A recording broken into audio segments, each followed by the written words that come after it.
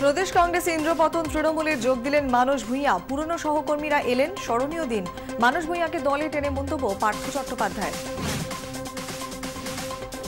রাজনীতি নদীর মতো প্রবহমান ধারা। তৃণমূল কংগ্রেসই আসল কংগ্রেস। বিধান ভবন ভুতুরে বাড়ি। আমি এখন তৃণমূল কর্মী, দল বদলে মন্তব্য মানুষের। তাদের কাছে নিজের ঘর অনুভব করে ছুটে এসেছি আশ্রয় নিতে। এটাই আসল কংগ্রেস, এটাই আসল কংগ্রেস। হাইকমান্ডের সঙ্গে মাসে 4 বার যোগাযোগ হতো, তার মাঝে কালো পাথর খাড়া করে দিয়েছিল জগাই মাধাই।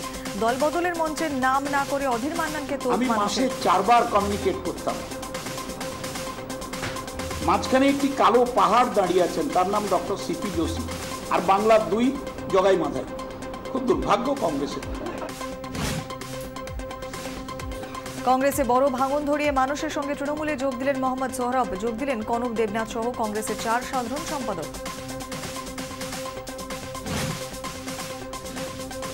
সিঙ্গুরে টাটার শেড ভাঙার কাজ শুরু। গ্যাস কাটার দিয়ে কাটা হলো কারখানার ধাতব দেওয়াল। তত্ত্বাবধানে কলকাতা পুরসভা ও তার সহযোগী সংস্থা। প্রকল্প এলাকায় ঢুকলো আরো যন্ত্রপাতি। কলকাতা থেকে সরাসরি ইউরোপের উড়ান চালাতে স্পাইস জেটকে অনুরোধ মুখ্যমন্ত্রীর। পুজোর পরই একাধিক রুটে উড়ান বাড়ানোর আশ্বাস স্পাইস জেটের। কূটনৈতিক স্তরে পাকিস্তানকে প্রত্যাঘাত। উড়ি হামলার জবাব দিতে কৌশল কেন্দ্রের। জঙ্গি হামলা নিয়ে উচ্চ পর্যায়ের বৈঠক। প্রধানমন্ত্রী নিরাপত্তায় গলদ খতিয়ে দেখতে আলাদা বৈঠক করলেন রাজনাথ। উড়িতে জঙ্গি হানায় শহীদ এই রাজ্যের 2 জওয়ান। একজন হাওড়ার যমুনা ভ্যালির বাসিন্দা গঙ্গাধর দলুই, দ্বিতীয়জন সাগরের বাসিন্দা বিশ্বজিৎ ঘরাই। মৃত্যুর খবর পৌঁছতেই এলাকায় শোকের ছায়া।